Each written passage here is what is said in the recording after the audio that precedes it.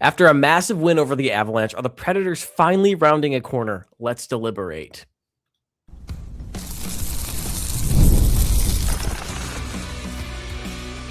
You're Locked On Predators, your daily podcast on the Nashville Predators, part of the Locked On Podcast Network, your team every day. Well, hey, everyone. Welcome to another episode of the Locked On Predators podcast, part of the Locked On Podcast Network, now the #1 sports podcast network. Thank you for making us the first stop of your day. We are your free daily Nashville Predators podcast. I want to start out by shouting out all of the Locked On Predators podcast community and our everydayers who are here every day to talk about the Preds when it's 8 in the morning, when it's 3 in the morning, when it's 3 in the afternoon, when it's whenever. You guys are here to talk about Preds all the time with me. Appreciate that and thankful for y'all. Today's episode is brought to you by FanDuel. If you want to be right in the middle of the action this season, visit FanDuel.com and place your NFL live bets all season long. You know what's crazy? I was recording this podcast 12 hours ago because the NHL decided to have the Predators play at 8:50. Puck drop, puck hit the ice at 8:52, 8:53 p.m. I can't go on this rant again. That's how I ended the last episode. But finished up my night around 3 a.m. as the game went to a shootout. It was a massive win for the Predators, 4-3 over the Colorado Avalanche. Just a huge win for them going forward and stuff like that. They could have gotten it done in regulation, got it done in overtime, but talked about that last episode. Here we are talking again. It is Thursday for y'all, and there is another game coming up. So we'll talk a little bit about that here. Mainly just moving forward, and can they get this momentum turning? Can they finally round this corner? They're looking good right now. They're feeling positive right now. Can the results finally start showing up? And frankly, Andrew Brunette and a lot of the players believe that the effort is finally paying off. Brunette said a lot of interesting things at that post-game press conference following the Avalanche game. He said we're a little bit battle-tested and they feel comfortable in those environments where they're playing those tight competitive games now, or where they're really on the rougher side of stuff, especially in that second period of the Avalanche game where they were kind of playing with their backs against the wall. They were facing a ton of shots. Didn't allow any goals. It reminded him a lot of the Florida game. Remember, that's a game where the Predators took 6 penalties, killed all 6 off, scored a late goal to tie the game, and then had an overtime winner as well. It was a game where they were battle-tested, the game where they pushed through, they stayed the course, they locked in, and ended up paying off in the end. That Colorado game, Brunette said, reminded him a lot of that Florida victory as well. Two very different teams. Obviously, Florida is the defending Stanley Cup champion. However, they're having a really rough year, really rough start to the year as well with all these injuries. Colorado, on the other hand, is one of the best team in the league right now. The big thing that Brunette stood out about last night and talked a lot about that really stood out to me, I kind of asked a little bit more about, is they didn't deviate from the plan. That was the big thing of talking about consistency, which is one of the themes we talked about last episode. They stayed the course. They focused on what they needed to do in the moment. They didn't panic. They didn't play Colorado's style of hockey. They didn't give into what Colorado wanted to bait them into as well. That's one of the big things that's going to go playing into this effort of rounding the corner. They're working hard. It's paying off. And it's because they're doing what they've game planned out. They're not playing another team's game. And I think we've seen that in the victories that they've won this year. In the Calgary game, they kind of took off there in both games, kind of exploded for a ton of goals there. That Panthers game, as I've mentioned a few times here already, they really stayed the course in that as well. It's just they're staying consistent with the effort. They're learning. They're not panicking. The whole hope factor of everything is starting to pay off a little bit more. And that was kind of what Brunette elaborated a little bit more on as well. Talked about how the recipe that they've had in place has been a certain way, and the players understand the way they have to play in order for that recipe to work. When you're cooking something, it might be a handmade recipe and stuff like that, something that you're kind of doing off your mind, stuff like that. You try it the first time, it might be disgusting, but it's staying with that recipe, maybe adding things on here and there, staying on that original recipe that makes the dish delicious at the end of the day. That's kind of the analogy I have with all of this, is that the Predators have this original recipe that they made in the original beginning of the year, and it was pretty gross, not gonna lie, but as they're moving quicker, deeper into the season now, especially in the stretch where they've won 5 of their last 7. That recipe is adding a little bit more ingredients that making it a little bit more savory. It's making it a little bit more sweeter. It's making it a little bit more digestible, and they're enjoying it a little bit more. That's what we're seeing in these games here, and kind of that hope for something better, hope for that recipe is going to get better, is now starting to come to fruition a little bit more. And we were hearing that from the players a lot last night. We haven't been hearing that too much from them. In the past few games, Brady Skjei, was very positive on the effort tonight, stuff like that. They were not to against Colorado. It was a little bit more of, we fell off in that second period, but we came back, and this is the effort we kind of want to see. He was positive that this team could really string some points together and get back into that race there. Thinking about it again, it's only December. There's so much hockey in front of the Predators to play right now. That's very much a possibility for this team right now. They could string together a bunch of wins, a bunch of points, and suddenly they are in a wild card position. It's very, very early right now. They are still pretty far out of the race right now. They are still the second. They are no longer the last team in the league. They are now second to last in the league right now in points with 26. So they have to string a lot of wins together in order to put something together for fruition and stuff like that. But this is the most games that the Predators have won kind of in a stretch since going back to February 27th to March 11th, when they won 5 of 7 during that stretch, which included a 4-game win streak, which kind of made up the bulk of that as well. They haven't been on a win streak of sorts in the stretch. They've won 2 pairs of back-to-backs. But that's the last time they had a streak like this going on before. Last season was rough. It's hard right now to say if last season was rougher than what's going on right now. But, now you kind of feel a sense of, hey, things might be getting a little bit better now. And we haven't seen that all year. And that's the big thing taking away from it now. The big thing is just, especially facing a team from Missouri, and I guess this could be a pun that you could throw onto it. It's the show me of it all. I think that's what everybody's been asking about all year. I think that's what the players have been getting aggravated about and asking about all year. One of the quotes that really stand out was Jonathan Marchessault a few games ago. I cannot remember what game it was, but he said after one of the loss, he said, "I'm trying as hard as I can. I am doing as much as I can. This is the hardest I've ever worked in my career." Mind you, this is a guy that was on a team that didn't exist. He was on an expansion team, an expansive roster, and on a team that won the Stanley Cup. And he's saying on this roster right now with the Predators, he's saying that I am trying the hardest I ever can in my career right now. And we're not getting the results right now. And that really stood out to me. And then he kind of had a little bit more of, things are moving the right way now when we talked to him after the Colorado game.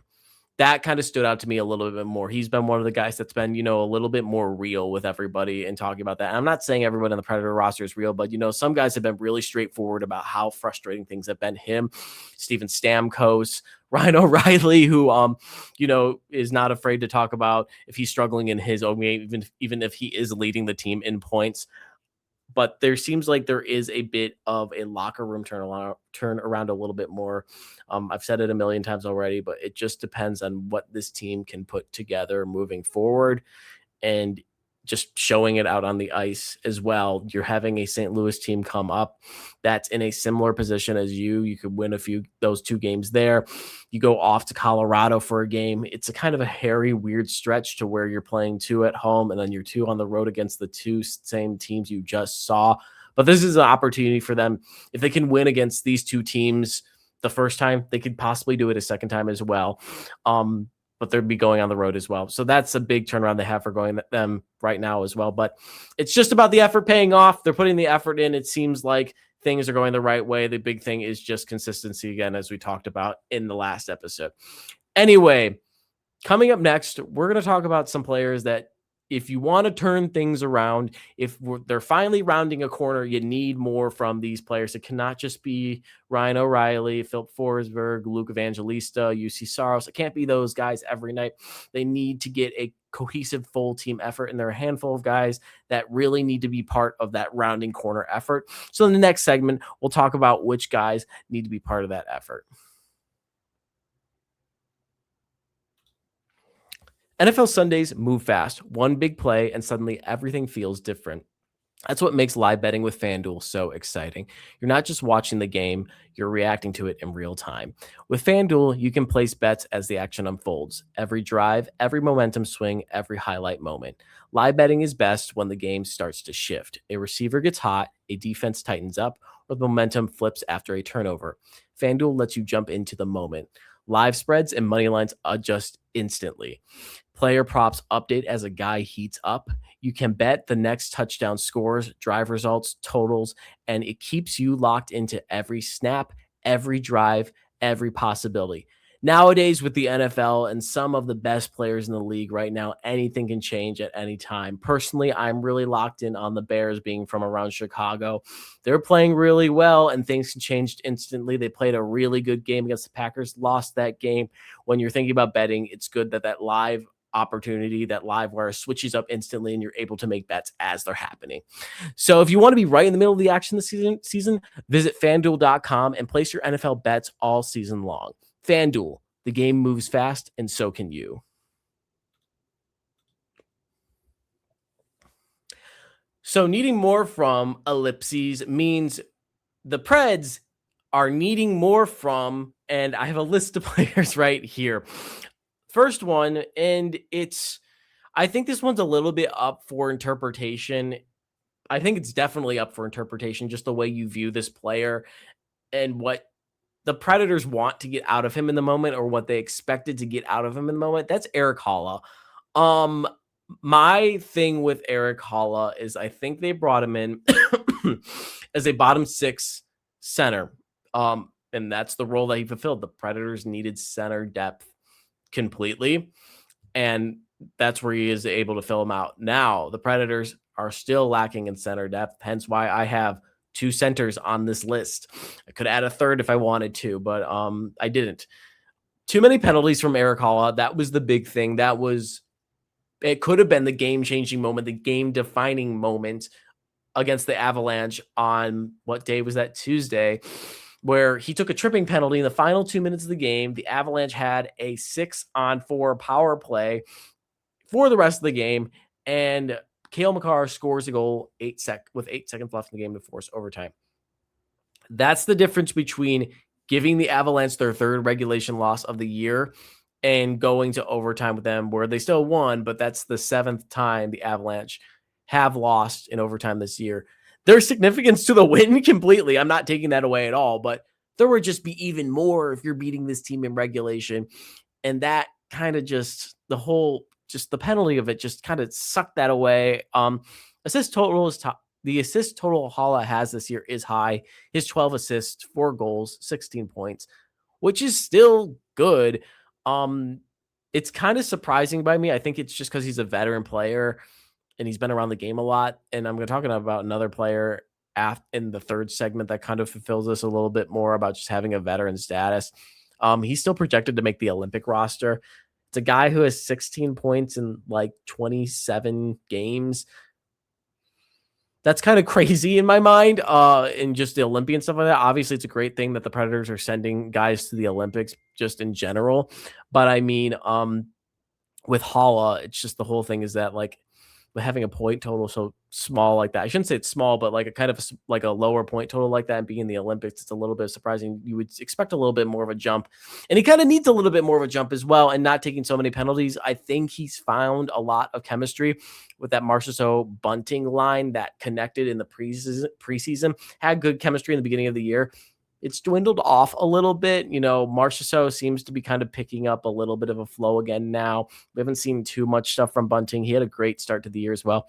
And then Haula has just been here and there throughout this entire process. But, I mean, it's just a player I think you need to generally see more from as well. I think the Predators may just be fine with the expectations they're getting, as they wanted just a veteran center to fulfill that center depth. But in my opinion, I just don't think he's filling that out enough. Going kind of the other way and talking about another center, but a younger guy that, I mean, it's kind of rough to watch this, but I mean, it's just, you need more out of him, period, especially the role that the Predators are kind of pushing him in right now. That's Fedor Svechkov. He's played 27 games. He has a goal, 4 assists, and 5 points. This is a guy that is still playing up in the top 6 right now. You have Matthew Wood on the wing. I believe you have Philip Forsberg on the other side of the wing as well. It's usually switching between Forsberg and Stamkos, I believe, on that wing with Svechkov. And the whole thing that they had at the beginning of the year was Svechkov was going to try and get Stamkos going again. Stamkos is going again, but it's on the first line now. And Svechkov has been the one that it's kind of fallen off a lot more as well. He had a decent year last year, and he hasn't been able to find that spark this year. And it's been kind of disappointing. It's been kind of sad to see, just because this is a younger guy that has a lot of, energy and all that going into just his play and everything. And it's been just kind of disappointing to see him not get the right combination as well. He has 3 points throughout the entire month of November, which, I mean, I don't know what it is really with him. I think it's just about finding the right combination, especially some of these younger guys. I don't know if there's too much pressure on him. I don't know if they need another veteran guy in the wing, because I thought Matthew Wood was the other wing on there as well. I don't know if you need more veteran depth. I don't know what's going on with him. I think this is still a guy that has a ton of potential, guy that's going to be a critical part of this team's future. But man, he's just got to get going. He needs to find something. He does have 2 points through 4 games this month, which is still, it's ahead of where he was last month. But it's still not enough. You need to see a bigger jump from Fedor Svechkov. Again, this is a guy that is a fan favorite. Everyone loves Fedor Svechkov. He has a great personality. It's going to be a great player to be around the team and have around the team and stay in the organization, but you just need production from him, or the Predators are going to have to truly explore other options in center depth. But then you go back and saying, hey, Erik Haula needs to be playing better, and he'd get moved up in that position. And then you kind of get tied up in the centers and stuff like that. Then maybe you need to go down Milwaukee and look for centers, or maybe you need to make trades. I don't know. They need more from these two guys in the center depth, specifically. Fedor, Svechkov, a little bit more than Haula, but 2 more in the center depth. That's what I have for forwards. I could talk a little bit about Michael McCarron, but I think his role is more of an enforcer kind of role, someone that's a little bit more physical, a bigger presence out in the ice, penalty kill presence as well. And I think he's filling that out for the most part. You could always ask more from a fourth line center, but they're a fourth line center for a reason. They hold more of a, more of a physical role on the ice. So I think he's doing his role as much as he can. But the final part of this of needing more from is I have 3 defensemen on here, because the defense has just been kind of rough this entire year. It's been Brady Skjei, Nick Hague, and Nick Perbix. Now, Brady Skjei scored his first goal of the season last night, and it would have been the game winner if Haula hadn't taken the penalty. And that would have been huge. That would have been a great storyline, talking about a guy that struggled all season, finally had the game winner, had his moment. He still contributed to the effort, still helped push the game into a shootout. He got interviewed after, still a nice guy and stuff like that. But man, it's just been a rough year for Brady Skjei, especially being on that gigantic contract, having not the greatest year last year, and it's just been worse this year. He has 1 goal and 7 assists, just 8 points in 29 games, and a plus minus of -15, which last time I checked was one of the lowest in the league. It's not good. I mean, it's just, there's been some situations with him this year where he's been kind of the fault at hand when the Predators have gotten scored on, meaning he's turned it over behind the net. He's made a pass and then that's gotten intercepted. He's been shoved off the puck. It's been rough for him. And I feel bad too, because he is a nice guy, but I mean, this was one of the big splashes that the Predators made in that 2024 offseason with Stamkos, Marchessault, and Skjei. And he just hasn't been performing to that contract. And then there's the whole, if we want to go down that hole now, talking about the whole trading players off. And I think with things turning around now, that the trade rumors might quiet like 3 ticks, just a little bit, because they are starting to play a little bit better. But I mean, when talking about the Brady Skjei trading and stuff like that, the big thing is just the contracts. You have Nick Hague in the situation. This was another guy that was supposed to be a big pull in the offseason, and coming from Vegas. Oh, let me tell you guys about this. So again, I covered the Vegas Golden Knights before this as well. And the big talk about the media corps was like, the Golden Knights have to get rid of Hague because he wasn't doing much. He was a big body that was on the last pairing and just wasn't contributing. And the way the rest of the defense needed him. And you had a really deep defense in Vegas. You had Shea Theodore, you had Alex Pietrangelo, you had Noah Hannafin. I cannot think of his name. Braden McNabb, who was a veteran guy, and still put some really good numbers as well. And then you had Haig that kind of, I don't want to say pulled down everybody, but he was kind of the black sheep of the group and stuff like that. I guess he just had a different identity and stuff like that, but it didn't fit up to the pace of these guys who were really fast and really good. And then there was him. So the whole thing in Vegas was about trading him and getting rid of him for something else.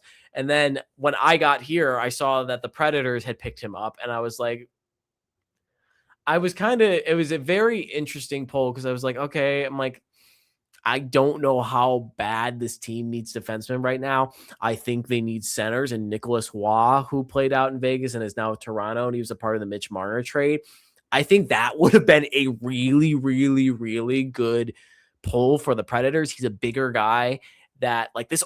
He'd be such a good third line center. He's a bigger guy. He is still able to score the puck, put in some really good numbers and stuff like that. And I thought that would have been a really good pull for the Predators. And I thought they were going to go out and get him, but Haig came in, and Barry Trotz was really big on Nick Haig and said, oh, he's going to play a top 2 role. He's going to play Roman Josi and stuff and all that. And that was the big thing going into the year of that he was going to play Roman Josi. He was going to take on this bigger role. And my whole thing was like, he's not been in this role this year. Comes in, got injured in the preseason, unfortunately. Then he comes back. Then Roman Josi gets injured. They're finally back and paired up, and they haven't done a ton together. I know they're excited and happy to play with each other because they do kind of balance out each other. Roman Josi is more of a guy that takes the puck a little bit more into the zone, or he's kind of a stay back kind of defenseman. But I mean, he has 1 goal and 6 assists in 21 games played, and then 16 penalty minutes. He only has 7 points in that stretch as well.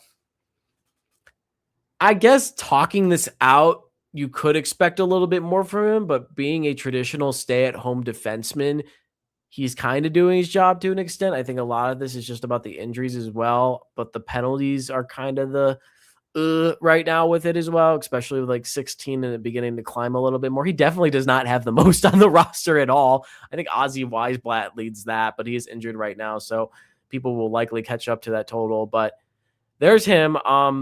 So, I mean, you could ask a little bit more of Nick Haig, but I don't think you would ask a ton. A guy that you do need to ask more of completely is Nick Perbix. 4 points, 2 goals, 2 assists in 26 games played and a -11 plus minus. This was another guy that was supposed to be a big splash. I personally thought coming into the season when he was acquired by the Predators, I thought he'd play a bigger role than Haig. They wanted Perbix to be with Skjei. They want Haig to be with Josi. I'm like, all right, cool. We'll roll with that. This pairing has just not been good this year. I think they just work well together. But I mean, when you have one guy who has a plus minus of -15 and you have another guy who's a plus minus of -11, you need to shake that up a little bit more. You just need to get better production from them. Perbix did also just return from injury as well. So he's getting acclimated back into the pace of things too. So you can't put too much flack on him right now. But it's just a guy. This was supposed to be another bigger acquisition in the offseason, and Trotz's whole thing of fixing the defense. And looking at it now, I don't know how much of the defense was fixed. If anything, it may have gotten worse since it was there. It's just, I mean, 4 points, and I don't know how traditional of a defense Perbix is. I think he's a guy that takes the puck up a little bit more. Skjei is too. Maybe that's why their plus minus is so low, because both of them are below the blue line. But that's kind of my whole thing with Perbix is that in my opinion, you need to see more from him more than Haig. I think Skjei is the most on that list you see the most out of. But Perbix, I thought this was a really good acquisition after they picked him up from Tampa, not for a lot of money too. And it just hasn't folded out right now. So, I mean, that's a guy you need to see a lot more from as well. So, to debrief that list, oh my God, I am running all over my words today. Eric Halla, Fedor Svechkov, Brady Skjei, Nick Haig, Nick Perbix are all guys, in my opinion, let me know. Actually, let me know which guys you guys think you want to see more from as well. You know, I believe there's an argument for everyone. In life, you always want to improve on doing better and finding ways to improve yourself. Wisdom. But that's kind of my list of these guys that need to see more from, especially if they want to round a corner right now. If you want to round a corner and these guys start getting hot, that will be key. That will be crucial. But anyway, one more segment for y'all. We're going to talk about the Blues coming into town. One of two games that we're going to see them in the next few days. The next one is going to be in St. Louis, but it's coming up on Thursday. The Blues are going to be in Nashville. We'll talk a little bit about that coming up. The holidays are amazing, but they can also get overwhelming fast. Travel, gifts, parties, year-end expenses. It's really easy to lose track of your money this time of year. And that's exactly why Monarch has become such a game changer for me. If you want to keep your finances under control this holiday season, you need to be using Monarch. Rated Wall Street Journal's best budgeting app of 2025, Monarch is the all-in-one personal finance tool that brings all of your entire financial life together in one clean, simple dashboard. The holiday spending category can become a lifesaver. You can see exactly what's left in your gift and travel budget in real time. Personally, somebody who just spent a bunch of money on gifts and is traveling down to Florida for the holidays, this comes in clutch. In minutes, you can check your net worth, link all your accounts, and track all contributions before deadlines. Monarch makes money checking simple. Just a minute or two each week, and you're completely up to speed. Don't let financial opportunities slip through the cracks. Use code LOCKEDONNHL at monarch.com in your browser for half off your first year. That's 50% off your first year at monarch.com with code LOCKEDONNHL. All right, so the Blues are coming into town now, a team that the Predators have not seen yet. We haven't seen a ton of Central Division teams come into town this year.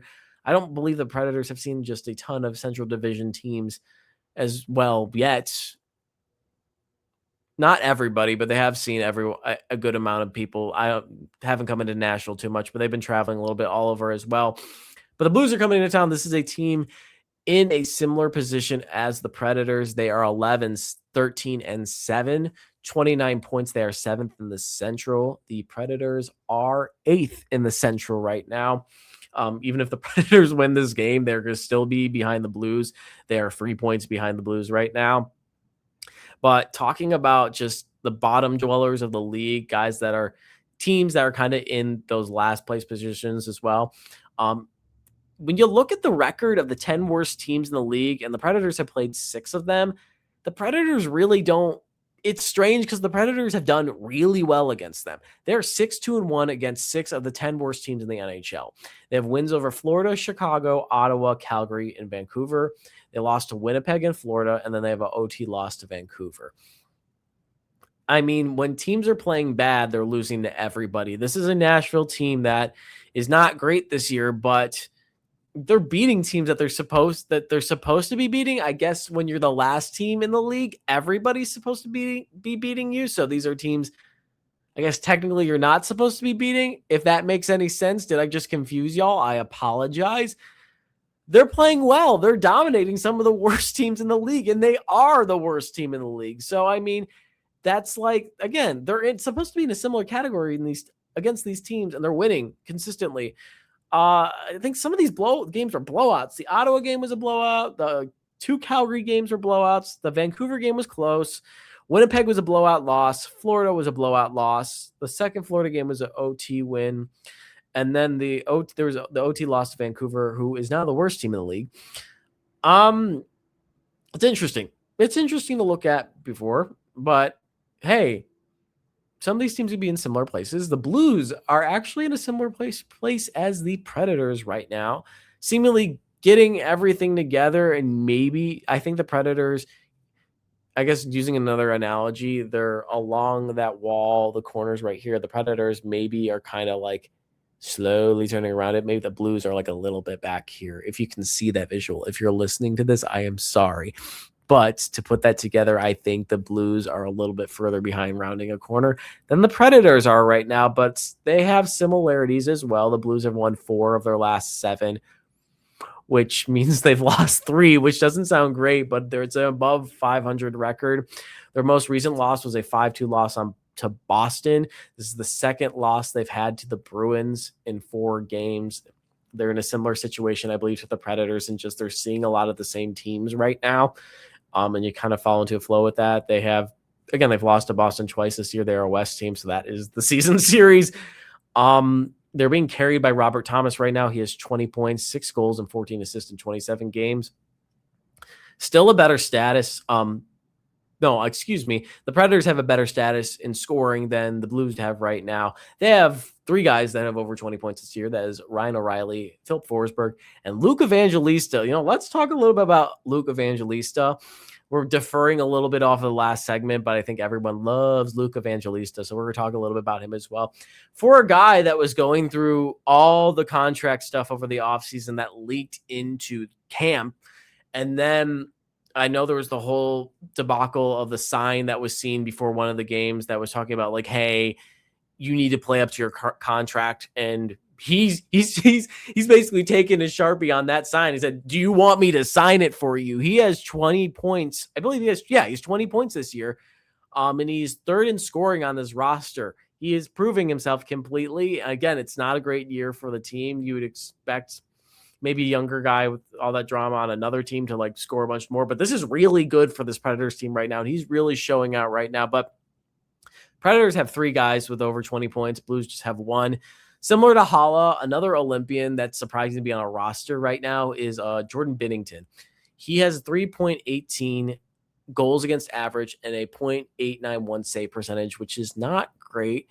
He played for Team Canada in the 4 Nations face-off, and I think he's still the projected starter for the Olympics. That's probably changed up a little bit, but he's been consistently one of the better goalies in the league. But it's just surprising, and maybe it's a different context to Hala because Hala has a bit more ground to stand on, that Binnington is still in the Canada conversation as well. I'm not going to go down the Canada hockey trail because I don't want someone to stumble upon this and like, you don't know anything about Canadian hockey and stuff like that. It's like going down the whole Toronto Maple Leafs path with anything. If you start talking about the Maple Leafs, it's like, be prepared. You're going to have somebody come through. So I'm not picking out the roster. That's just surprising to me that he's still in that mix here. And, if we're wanting to compare stuff, yes, UC Saros is not on a great team right now with the Predators, but he has a 3.3 goals against average. So he's very close to getting it below 3 into that 2 range, which is always pretty good. And then .896 save percentage.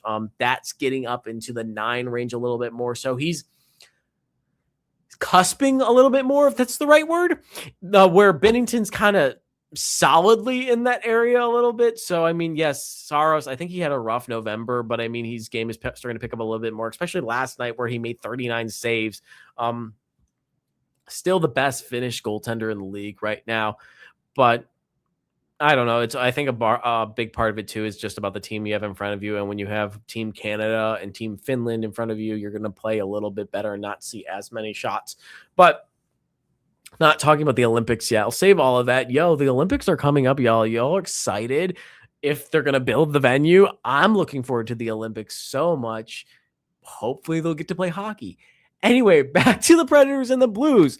The big thing is just sticking to the game plan for them. They need to do that, and just that same identity they had against the Avalanche where, hey, we wrote out this game plan ahead of time. This is how we're going to win and play our game.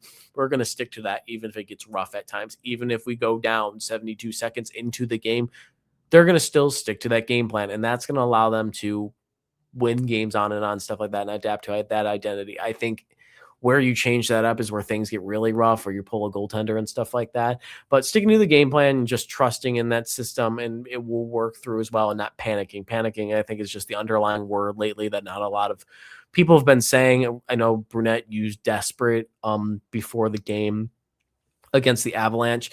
But sticking to the game plan, get a ride off the success of your younger players. Reed Schaefer's playing really well. Luke Evangelista is playing well. Matthew Wood hasn't scored in a second, and by a second, I mean like the past few games. He is playing ridiculous this year. You have a lot of rookies that are playing really well, and it's so critical for this team to introduce the future now and then play with that young success. Again, I think I said in the first episode, the future is now. Invest in it. Do that. I think they'll start winning as well, getting that mixed in with the veterans, and then beating the teams you're supposed to beat.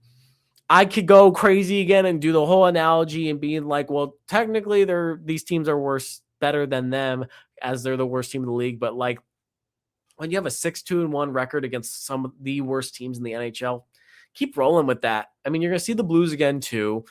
If you pick up a win here and a dominant win, and then you go on the road there, pick up a little bit of a tighter win as well, you're in a really good position. You're beating a team that you need to beat, and you're just expanding on that record and expanding a little bit on a narrative of, hey, the Predators aren't great right now, but maybe they aren't a team that is in a really bad position. And as Brady Skjei said, if you continue stringing points together, maybe you had a chance to really get back into the conversation, and maybe we can talk about the playoff word. That's a big word. Maybe that's a big no-no right now. But it's December too. But if you're playing well, start peaking a little bit. Peaking at the right time is so important, by the way. But if you get back into a wild card position, even if you, I think into maybe if you get into a 6th position, maybe a 5th position in the Central, that's really good for this team. And I think, like Brady Skjei said, if you're stringing some points together as well, even if you stay on the same pace they're on right now, where they'll win 2, lose 1, that's still good. And that might get them in a really comfortable place coming up. But anyway, game against the Blues is Thursday, which will be tonight at 7 p.m. at Bridgestone Arena. And that's all I got for you guys today. Thank you again for joining me for the Locked On Predators podcast. You can find the podcast on Spotify. We post it on YouTube. You can follow me on Twitter at Jack G. Williams. You can see all of my written work at the Hockey News Nashville Predators. And yeah, thank you guys for joining me for another episode of Locked On Predators podcast. As always, I appreciate y'all. Thank you for welcoming me into your Preds community, and I'm looking forward to just chatting to you guys more right after the Blues game. So looking forward to seeing you guys then.